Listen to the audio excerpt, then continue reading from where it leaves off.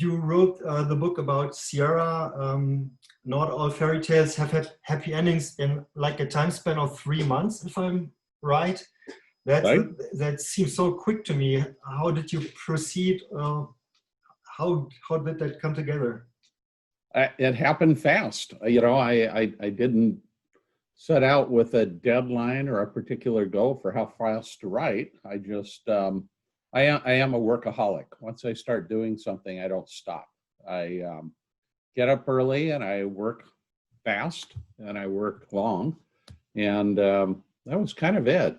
Once, plus I'd struggled for a couple of weeks trying to decide what to write. Originally, I wasn't going to write about Sierra, and I had writer's block and couldn't think what to write. But then when I suddenly started writing, in fact, originally I was going to write something that was more of a management book, just kind of my management philosophies, and was going to be some examples from my boating, using a boat, and sometimes from Sierra. But then I started writing and more became Sierra, and then suddenly I was finished. What I did, and what I kind of believe in when I'm writing something like that, I don't know if it at all relates to games, but my philosophy was just write and not get bogged down. And I started writing, and I was good with the delete key. So I would write, and then I would throw away 3 or 4 or 5 pages at the end of the day, and then I'd write some more.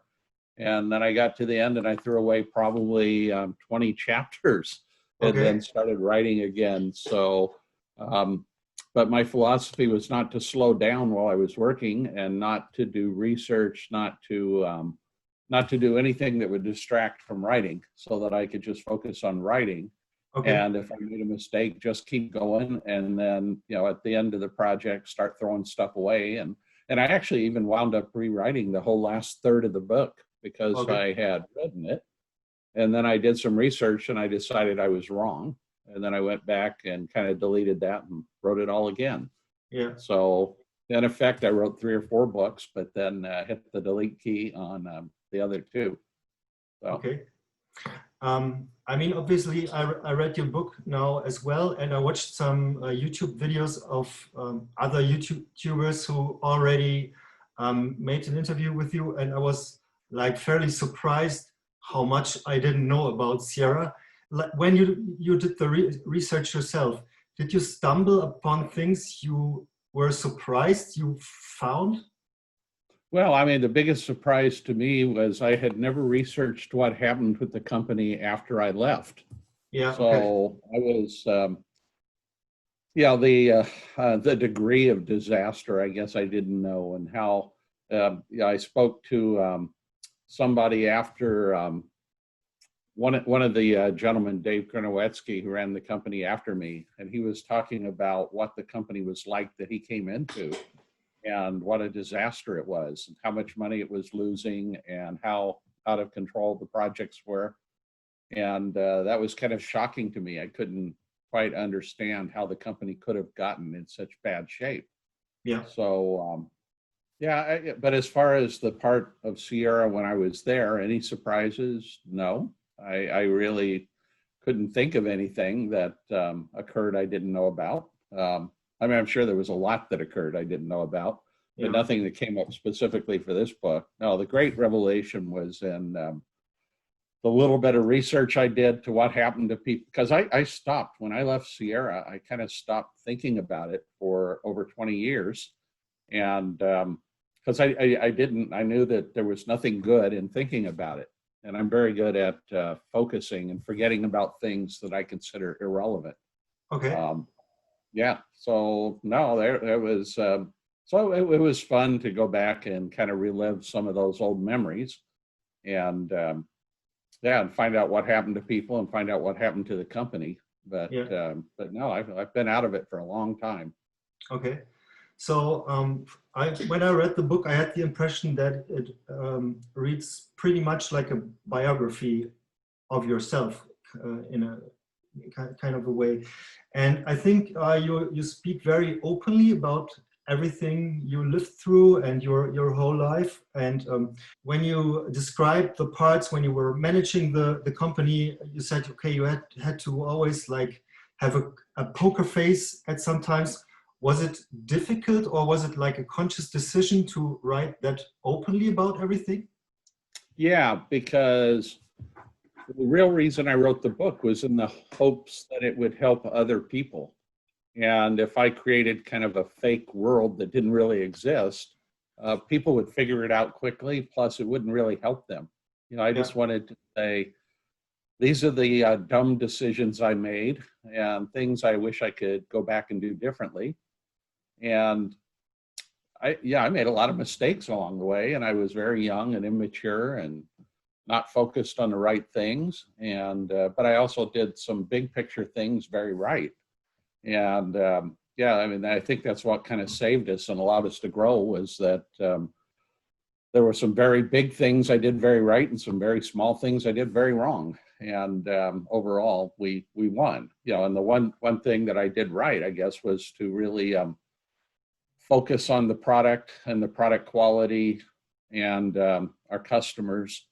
And that end of it I did right. But, you know, we made mistakes in growing too fast. And although actually, we handled our growth well. We were on a good track when the company was sold.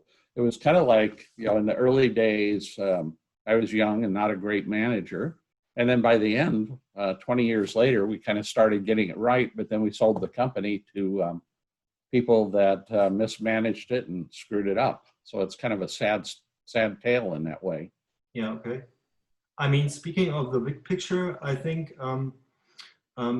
you write in the book that you always had like some vision and look into the future due to the fact that you ran a public company, and you like anticipated that the Sierra network thing and the multiplayer games, you had that on your schedule pretty early. How did you find those things, or how did you like develop that mission? Speaking to other people, or?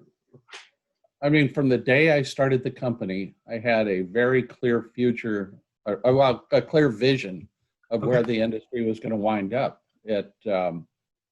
And luckily it turned out, I guess, to be right.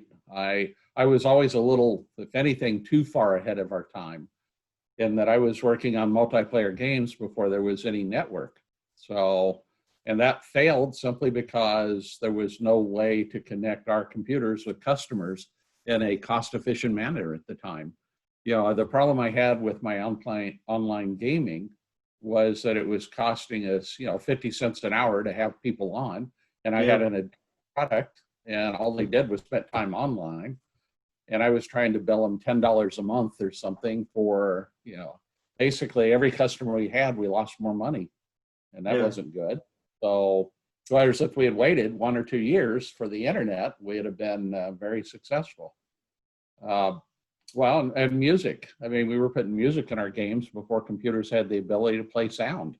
You know, it was trying to do a mouse type interface before there were mice. So it was kind of throughout Sierra's history. We kind of knew where the market was going to go.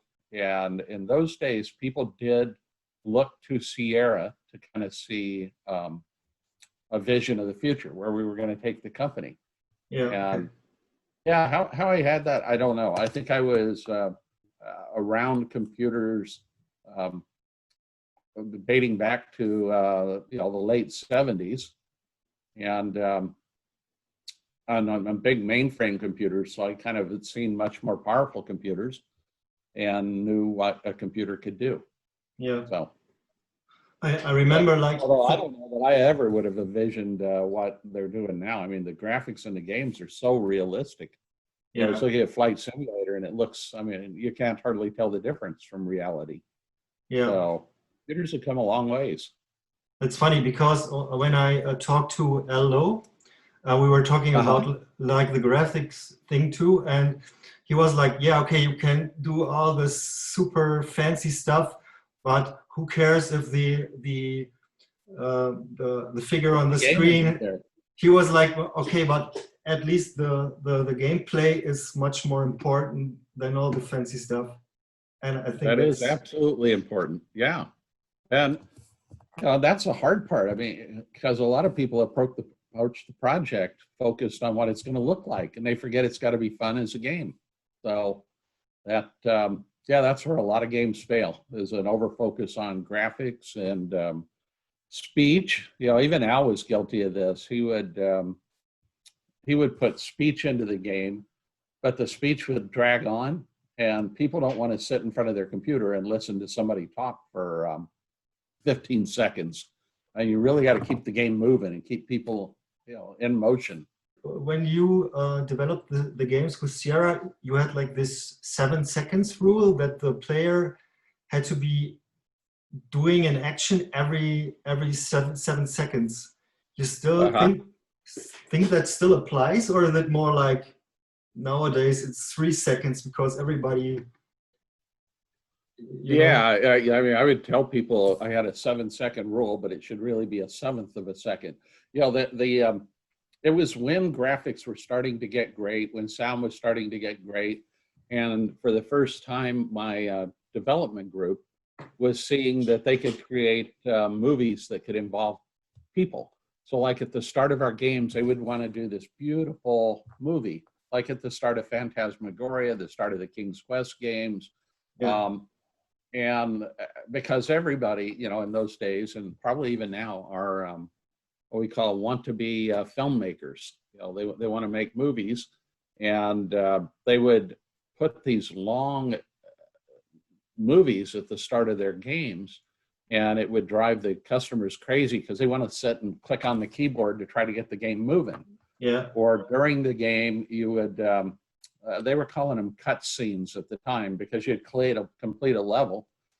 Even Super Mario, I mean, at the completion of a level, I think I saw little movies there. But you know, the developers tend to like that more than the customers. And I think it's always important to figure out what the customer likes, not what we like. yeah, And yeah, and kill those scenes, or find a way to let the customer interact with them so that it's not, you know, yeah, who wants to sit in front of their computer and be bored? yeah, So that was my big problem with speech in adventure games, was that speech takes time, whereas a word bubble or a piece of text on screen is immediately. People can read it and see if there's anything important and click a key and get rid of it. Whereas with yeah, speech, you know, you have to wait all the way to the end to see if something important was said. yeah, So yeah. That's true. Even though when you mentioned Mario, I think Nintendo's doing a pretty good job in keeping the games like simple and playable and family friendly and stuff. I think, you know. yeah, the industry is mature now. I mean, they figured out what people like. I mean, back then it was well, plus, you know, today, I mean, I would assume on a big project at Nintendo or Sony or Microsoft that they even go out and do market research on the games, and they have play testers. And I mean, we were cowboys back then. I mean, we wanted to build a game, we'd build a game. There was not a group that was doing user interface design and market testing different user interfaces. And I mean, I don't know, but I would assume on a big budget that by the time the game goes out the door, they've researched the heck out of the thing and spent a lot of money to make sure that they knew people were going to like it. Yeah, So I would think with a modern game with a big budget that there's not a lot left to chance by the time the game ships. yeah. So But I mean, I think you had some kind of beta testing back in the days too, right?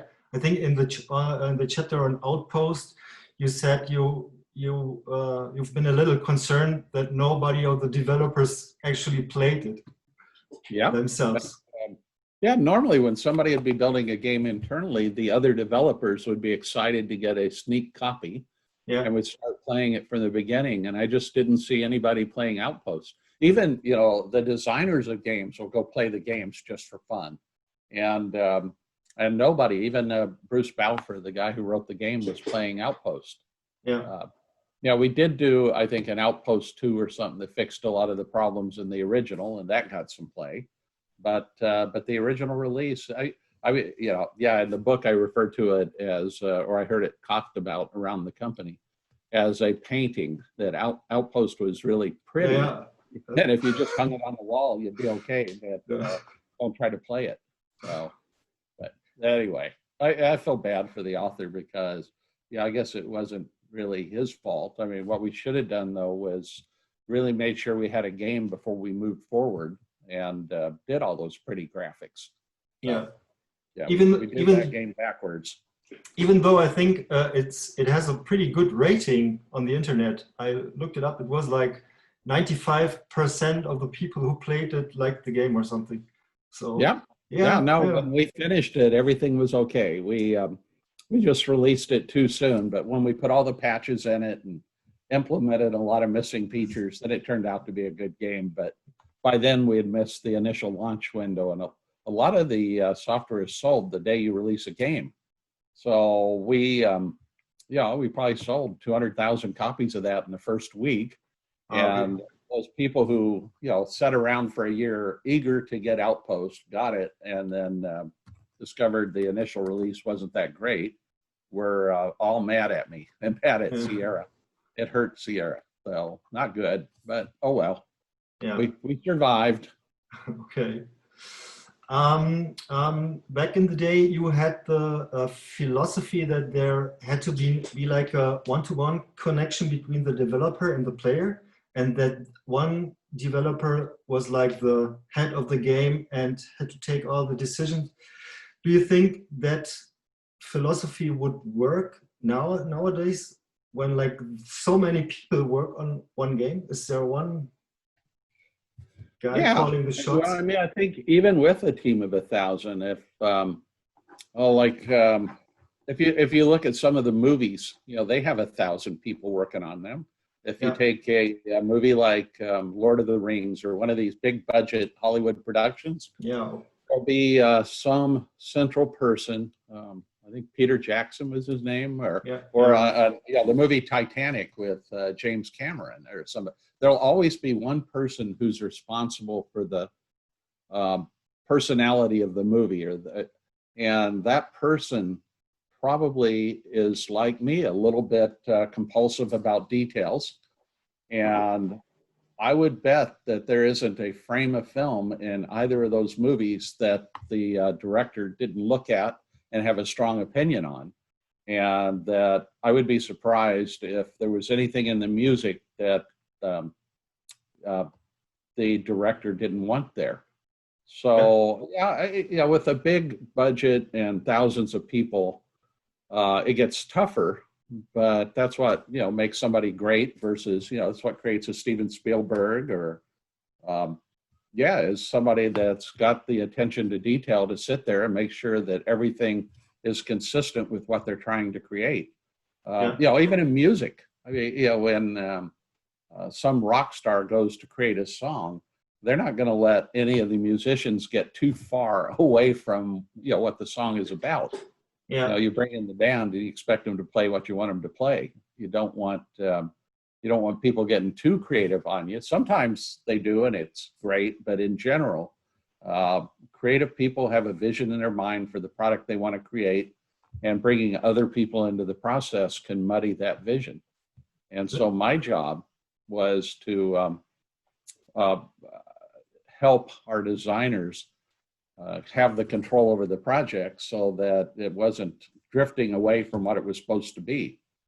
And, and when that happened, when I left and I stopped supporting the designers, or new people came in who didn't believe in that mentality, that was part of what brought down Sierra. Because all of a sudden, I called it like hoo-ha time or something. Everybody on the project got to do what they wanted. And there was, when you talk to Sierra's designers about what happened when I left, the biggest thing that happened was, whereas I had always considered them the top of the hierarchy, and I mentioned in the book that I mentally had a pecking order of who was important. And the designers were way up there. They were the top because they were responsible for their game. And when I left, people like Jane Jensen were immediately disposed of, and Lorelei Shannon, Josh Mandel, Al Lowe, and they were, part of being in charge is that it's not a not a popularity contest. And when Roberta ran her game, or any of our designers, they weren't always popular because they had to say things people didn't want to hear, like get rid of that, or stop doing that, or make it look like this. So when suddenly nobody was supporting them, everybody on the teams did what they want, and that brought down the company. It's pretty funny that you mentioned that, because I'm recording. I'm a guitar player, and I'm recording my second album now these days. Oh, congratulations! And, thank you. And I think it's a pretty tough balance between like telling the people what to play and giving them enough freedom to have fun to participate in the project, and not like being. I don't want to be your slave. I want to find myself in the product. Right. Yeah. You don't want to be stepped on by somebody getting too creative on the drums. Yeah. Yeah. It's a tricky balance, because you want people to feel creative, but you want them to create within a boundary. So that, and that's possible. And the great people figure that out and make it happen. So, in all the industries, books, movies, anything creative. So, yeah. I wrote one question down. I think you had a chart how Sierra looks like with all the different companies that were run by different people. And was there like a strong interaction between those? No, not too much. There was I wanted to control the interaction, because that's like a funny thing was that I would never hire anybody from a competitor.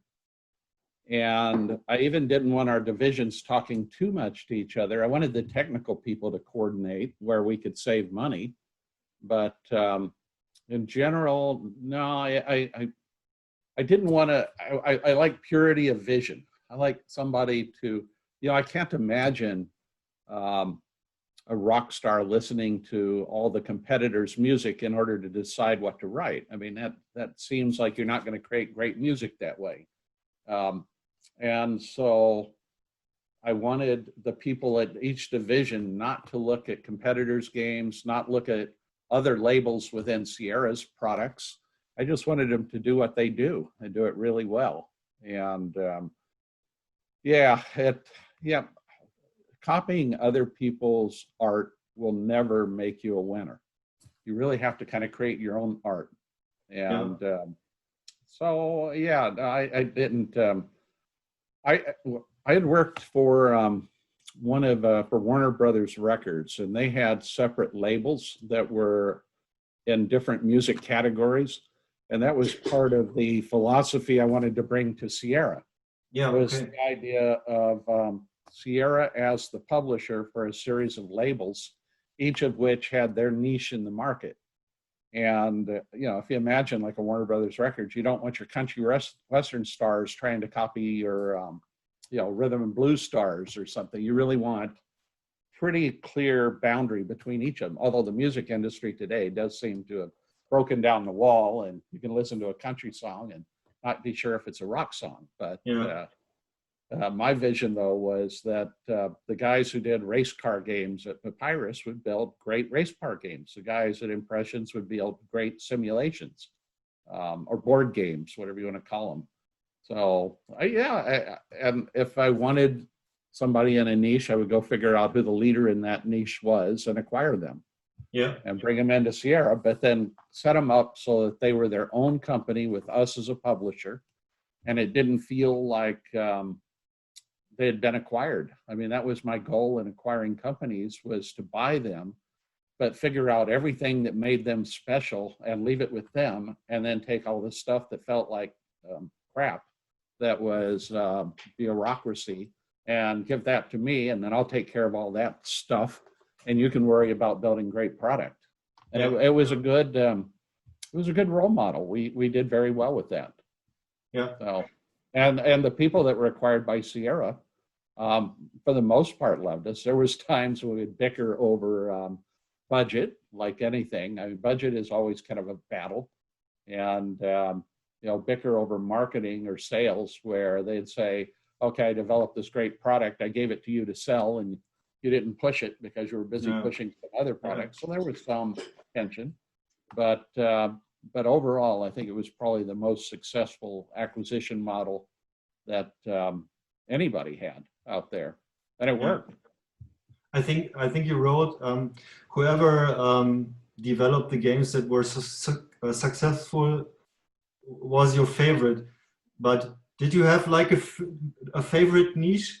I wasn't a gamer. I like to kill time on long airplanes flights. I was a professional airplane rider. If you were to pick my career, I would fly here and fly there and fly there, but to kill a long flight, I loved like Dynamics's pinball game, An Incredible Machine. Yeah. I liked, we had a product series called Dr. Brain that was kind of a puzzle series. I loved Leisure Suit Larry and Space Quest, but we only did one of those like every couple of years, and I was on a plane many times a week. So I needed a game just to kill time on the plane. But mostly our adventure games would take more time and focus and concentration than I had. And you know, and I like Space Quest and Leisure Suit Larry because they made me laugh. And I was such a serious guy and doing such serious things that any chance to just sit and laugh at something is good. And to be surprised, they had a lot of fun little surprises in them. Almost any scene in a Leisure Suit Larry or Space Quest, you could just look around the screen and you'll find funny character names or you know, just funny comments that will be made. So no, I like those games, but probably in terms of hours. Well, and I also, you know, my dad at that time was a chess player, and I would play chess with him on the internet for an hour or 2 hours every day. And that took a lot of time. So really, in terms of games, the most I played would probably be backgammon or chess. And we didn't really make a backgammon product that I remember. And well, I guess we did. I played backgammon on TSN at one point. Well, or did we? I don't remember. I know that I played a lot of backgammon and chess online. And so I guess I was a gamer, but different games than many other people. Yeah. I think I learned English by playing Larry and Space Quest. And Gold. I played Gold Rush. I like that too. Yeah, when I was trying to learn French, that was part of what I did was went back to some of our old games, to the French versions. Oh, okay.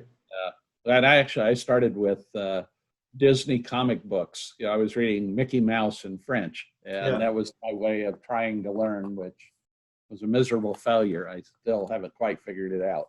Yes? Your English is very good. Oh, okay, thanks. I mean, the thing that you have to type like words into a parser, I love that you had to come up with something yourself to write and not just click on something, you know, that, whatever.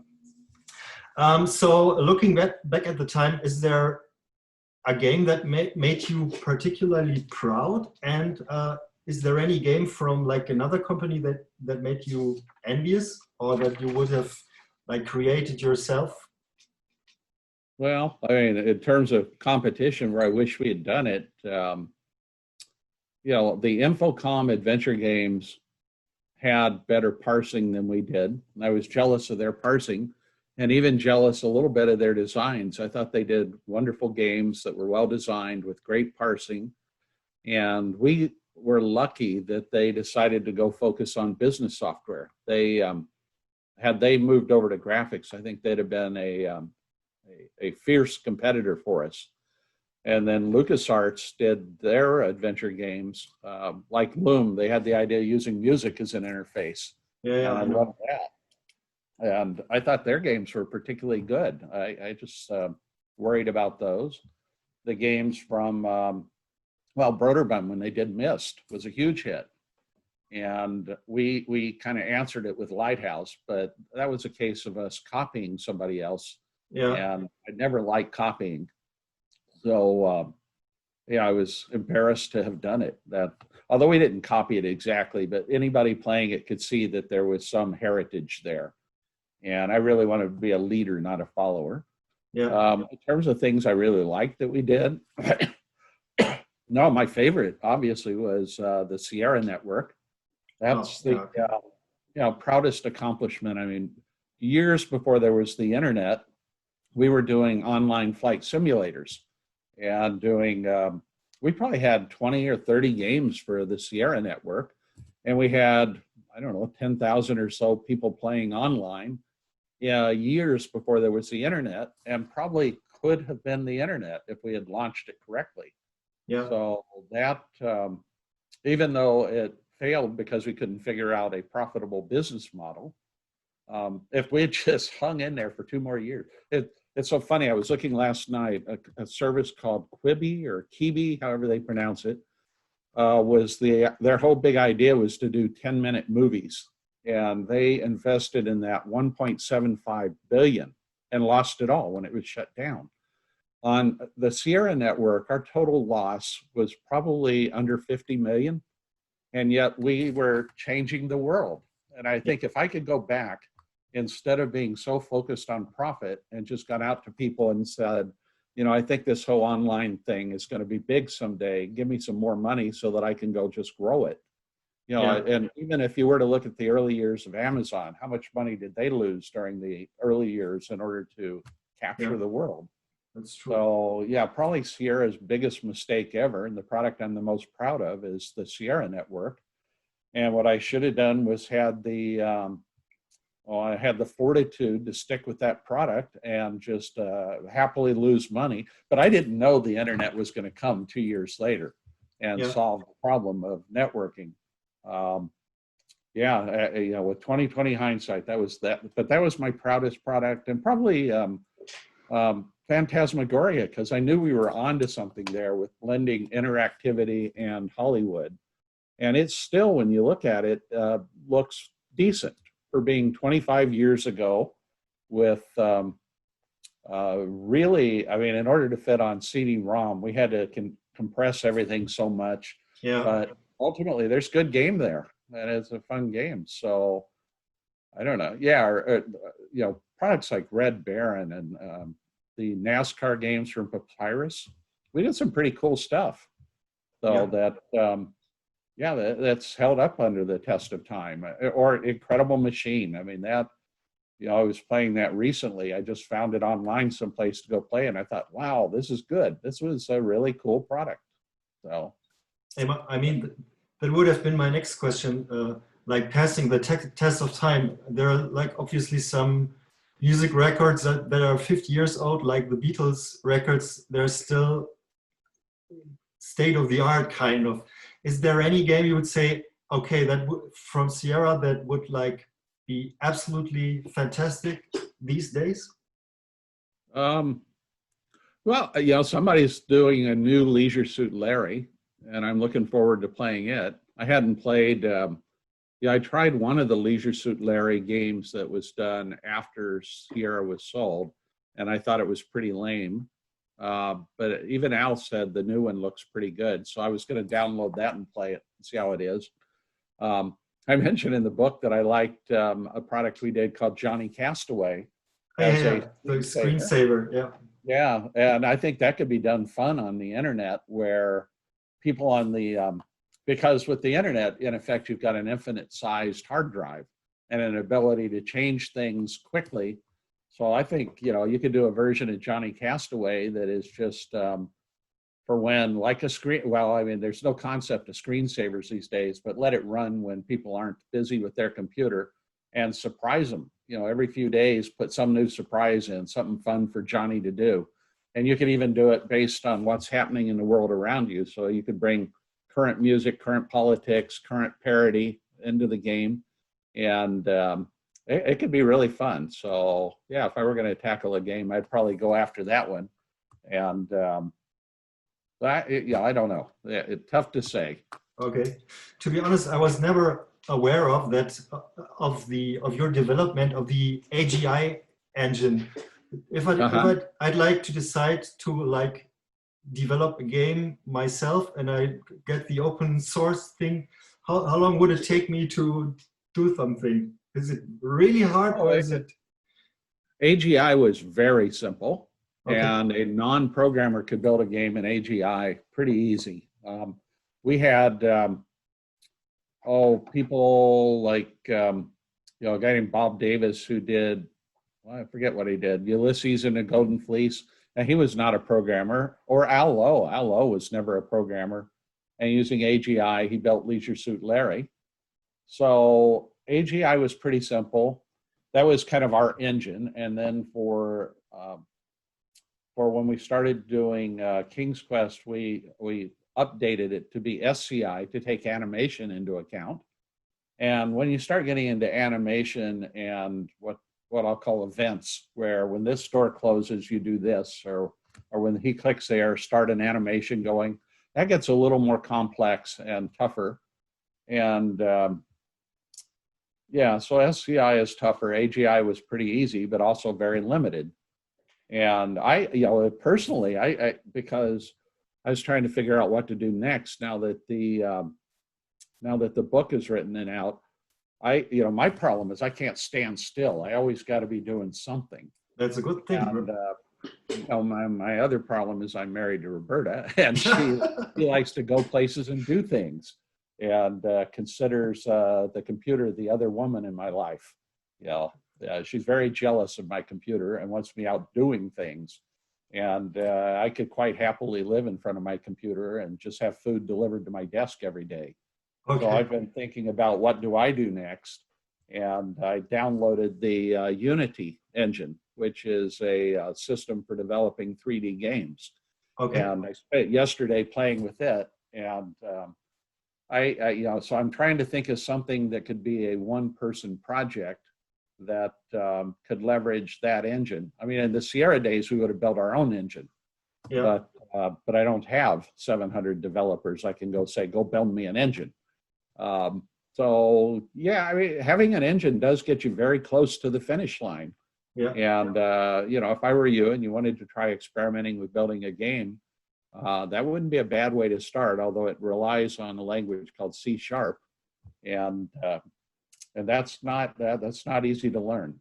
So we'll see. I don't know. What's there? There's a kids game, Minecraft or something. Yeah. It kind of gets them in, and people can do cool stuff with. Yeah. And I only peripherally know that, but I was going to study that. One of my great interests is in teaching kids to program. So that is kind of my current idea for what comes next, is maybe to use something with the 3D engine and create an adventure game where the puzzles are solved by writing little pieces of code, because I know games and know coding, certainly. And so if I could, I think in the future, when you go 10 years from now, factory jobs are going to start fading, and everything's going to be more what we call here white collar jobs or office jobs. And for a kid growing up, knowing how to program or understand how computers work could be good. Although most of them do. I mean, it's amazing today when, in my day, typing tutors were the biggest selling program. Because kids didn't know how to type, but now by the time they're 4 years old, they know how to type. Yeah. So and it might be by the time the kids that are, by the time you get 10 years from now, they'll be born knowing how to program coming out of the oven. Yeah, it's a new world. Yeah, I originally, I'm a journalist by profession originally, and now there's some journalism schools that already put that technology thing and the journalism thing together. And yeah, probably in schools, even at age 8 or something. Yeah. Well, and whereas in my day, MIDI was unheard of in music. I bet you learned it from 15 years old or something. And I'm using synthesizers and laying down a track and all that stuff. I mean, none of that was around when I was your age.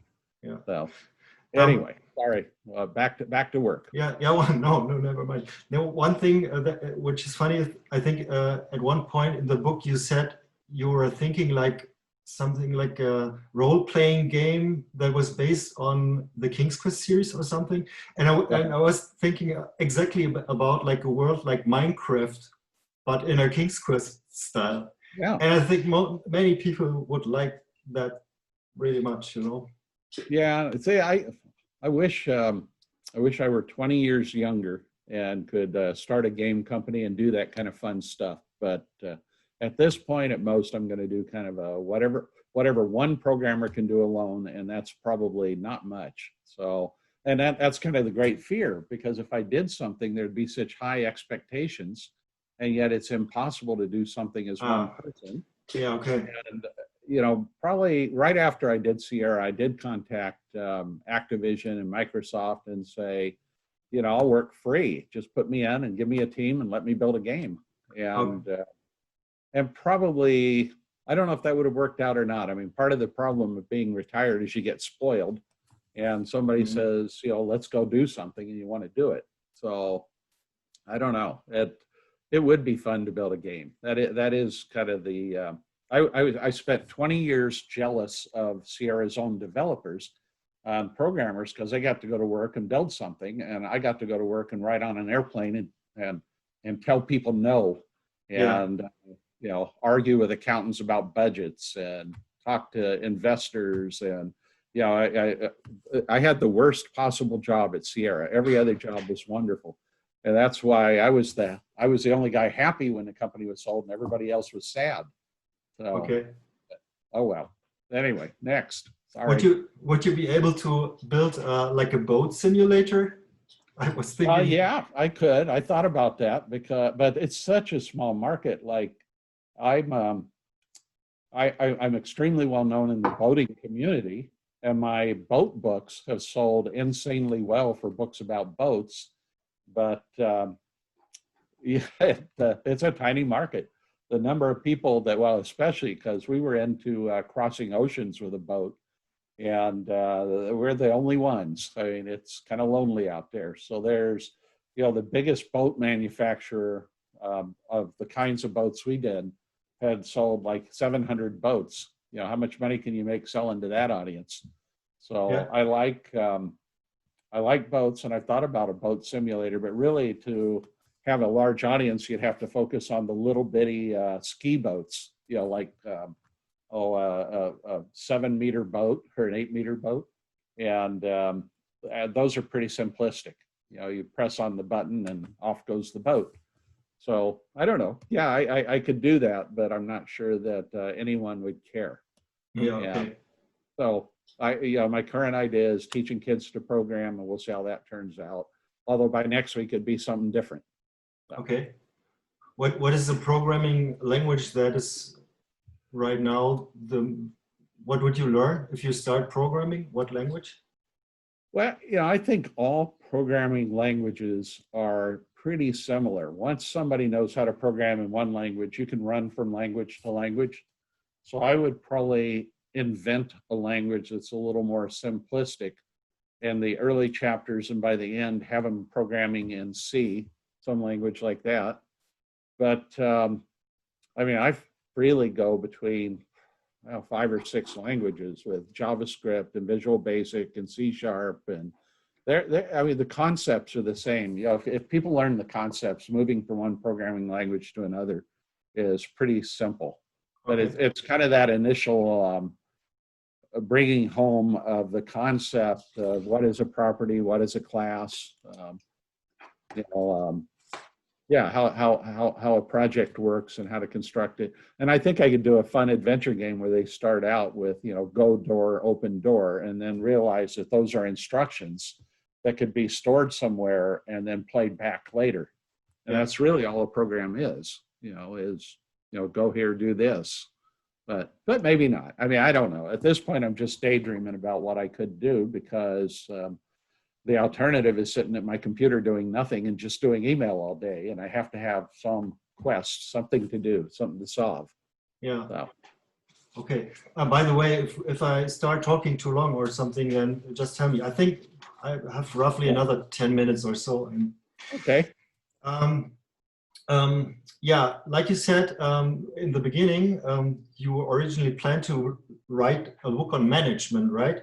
And you described yourself a little as a micromanager, and how you got into meetings with the developers, and when you criticized their games, like in a very short time span when they spent like months of developing it. How did you know you were right? Trial and error, I guess. I saw a lot of games developed. I mean, we developed so many games, and and I wasn't always right.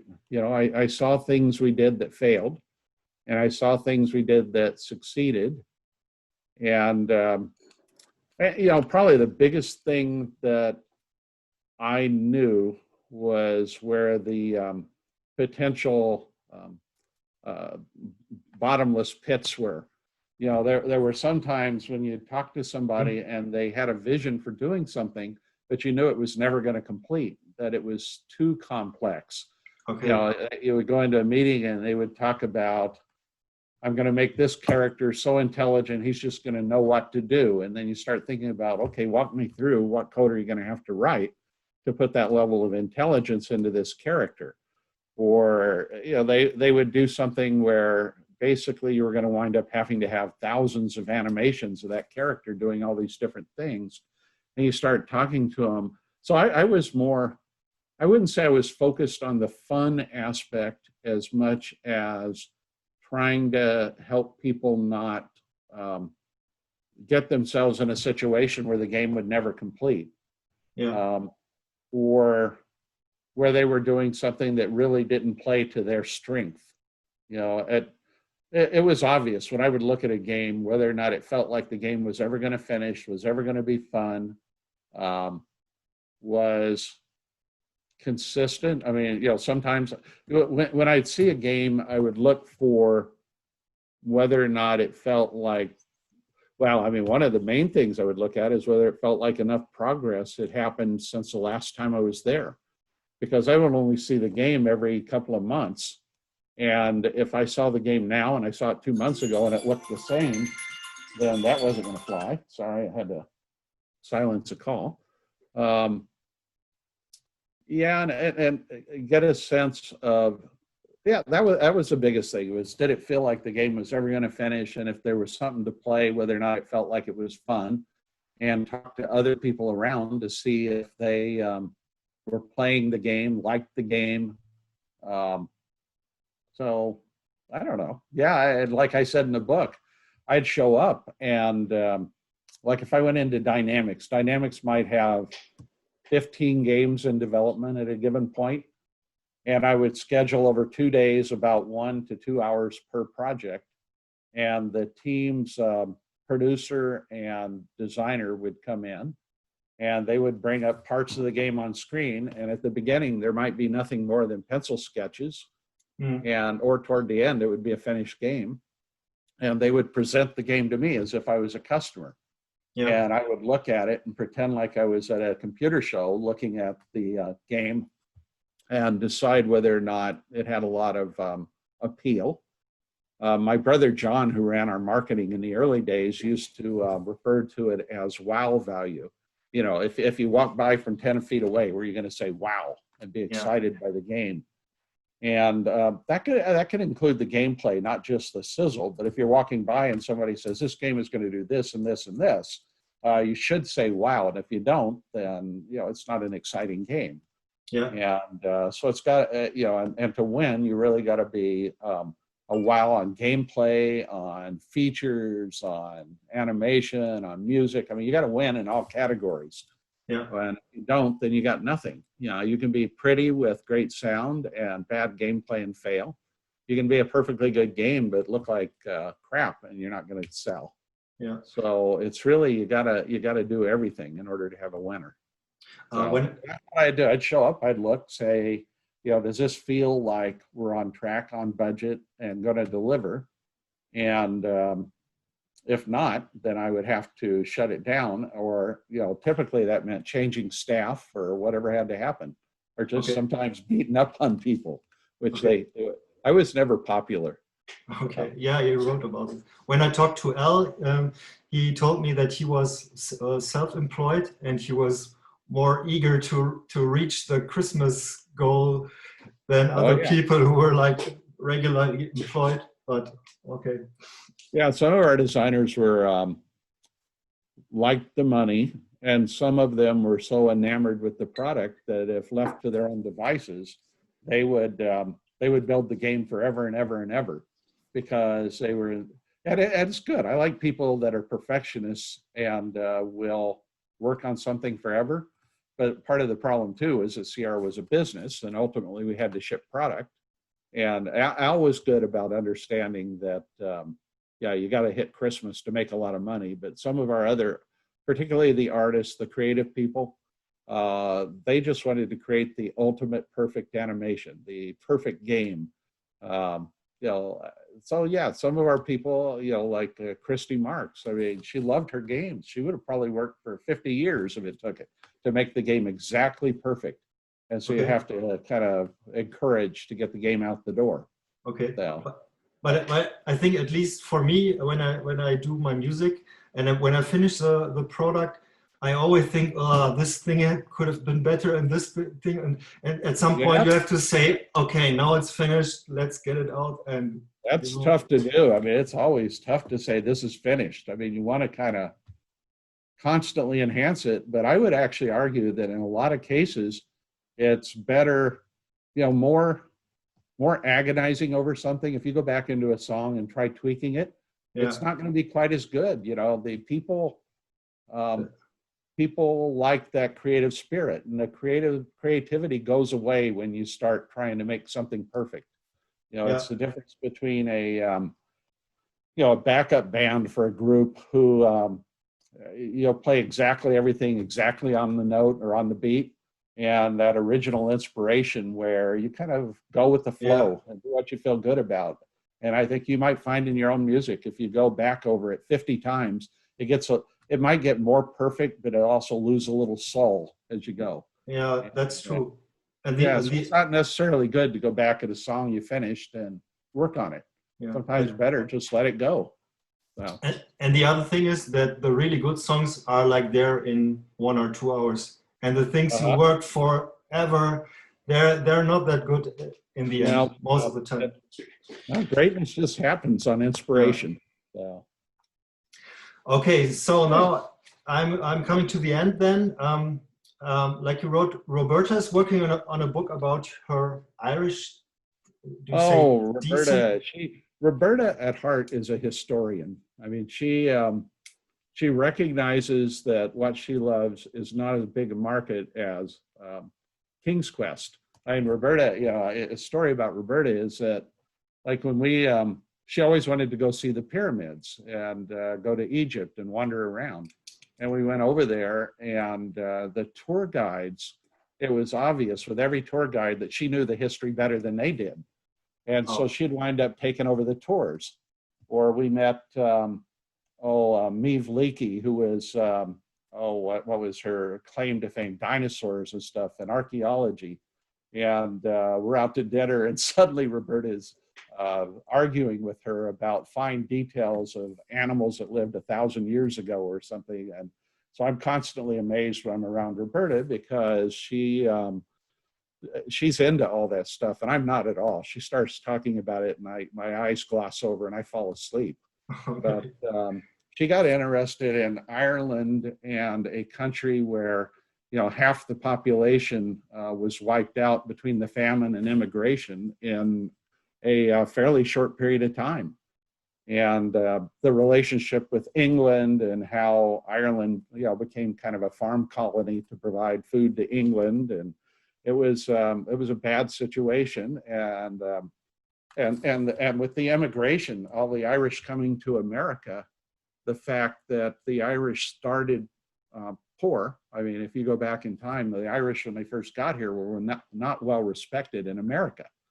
And yet somehow today, I mean, I don't know, a third or a half of all of our presidents have Irish heritage. And it's this great story of famine and escape, and then turning it all around, and, you know, kind of being dominant in some categories in America. And so she liked that story, and traced it for 10 years of research.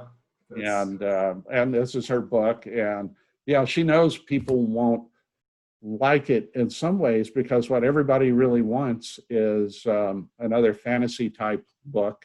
They want her to write like Outlander, the series, or something like that, or a King's Quest-ish type novel. And she will do, maybe she'll do that. She's going to see how this works. And if anybody likes it, but if everybody hates it, then she'll probably go write a King's Quest style novel. I don't know. It was, and she works slower than me, whereas I try to get up in the morning and try to think how to spend 12 hours at my computer. She really likes to go out and walk and do real things that count, and spend maybe an hour a day at her computer. Okay. So that's, and she does a lot more reading than I do. She reads real boring stuff. She'll read, the history of some obscure language that I've never heard of. So, but that's her bird. Oh, and her book on Ireland is probably coming out in about a month or two. And okay. whereas I kind of hyped my book a little bit, I'm asking her if she'll hype her book or not. And she says, I don't know. She doesn't, in some ways, she knows it's not what people expect. So she doesn't want to say anything too nice about it, or people will buy it and they might hate it. So she doesn't know. We'll find out. Okay. Speaking of your book, is there a favorite way for you to sell the book? I mean, you have the website with the Amazon link, but maybe there's some direct way. Where you. I wrote the book. I figured people will find the book. I didn't want to promote it. I didn't write it to make money, and I'm trying even to work things with the way I'm sending autographs and stuff such that I won't make money. And okay. I was arguing yesterday with a guy from Denmark who wanted to send me money for the shipping for the autograph labels. And I was explaining, now I made some money on selling a book, so I want to reinvest that, and that's how I'll do it, so that I don't want to get making money, because I didn't write the book for that. I wrote it to help some people, and I'm not going to run any ads. You're about one of the last interviews I'll do. I'll do maybe one or two more that are already on the schedule. But at this point, the book's already sold more copies than I ever expected. It's enough copies are out there that if people like it, they'll tell their friends. And if they don't, then they won't. But already, in effect, I kind of know people like it, because we've got 4.5 stars on Amazon, and we have absolutely 0 negative reviews. Yeah. So people like the book, and I'm going to let it kind of sink or swim on its own at this point. I don't, unlike Sierra, where, I was trying to promote the heck out of every product. In this case, I wrote it. I suspect people will find it over time. Anybody starting a software company will want to find it. And I think there's a lot in there for anybody that wants to be a manager or wants to try to bring a project in on time. I wrote it kind of, it's the management book I wanted to write, and soft engineering book. And I considered the Sierra stuff kind of the candy that would get them in, because if I marketed it as Ken's book on management philosophy or how to be a programmer, nobody would buy it. Yeah. But by making it about Sierra and the fact that there's, millions of Sierra fans in every country, all of a sudden, people will read it for the Sierra stuff, but they'll find behind the scenes that there's a story of a kid who wasn't very bright, but was willing to work really hard and had no money and no hope, and yet somehow managed to break through and succeed. I mean, even before Sierra, I was succeeding. So, because there's a lot of people that are born with no money, no hope, no ability to go to college, and they think, this is the end of my life. And it doesn't need to be. So, I mean, the real message in the book is that hard work can make a difference. And that's the part I hope comes through. And that the Sierra was the candy that kind of got people to pick up the book and read. Yeah. So that's why there's this overarching tale of kind of rise and fall. But I suspect that people that read it will come away with a message that maybe if they go to work and work an extra hour a day, that they can make a difference. So. Yeah. But nevertheless, I watched the interview with the guy from, I think it was L's Geek Lab or something, and he said that Sierra changed his life in a way that he took weird. it, and I mean, Sierra has a special place in my heart too. You know, when I think back of the days when it's just a Well, I think it was special because memory. computers were so new. I mean, I'd love to take credit for it, but no, I think it was because people didn't know what a computer could do. They hadn't seen it before. They were amazed when it felt like they could make things happen on screen, and now it's old news. So I mean, I do think Sierra was special, and I think we did special things, but some of it was just being in the right place at the right time. You know, Yeah, if somebody ever gives you the chance to be in the right place at the right time, take it and grab it, yeah. because that worked well for us. Yeah, So, that's true. Plus, everybody of my friends had like C64s and Amigas, and my uh-huh. parents said, "No, our son has to get a PC because somebody told them that it could work better with it or something." And the Sierra games were the first Yeah. games that were like good on the PC, you know. No, For, even to this day, I mean, I miss the Sierra games. They were, and there was kind of an innocence, kind of, well, I don't know. I guess, yeah, I love those. I mean, we did some cool things. I can't deny that. all right, thank you very much. Okay, thank you. See you Bye later. bye.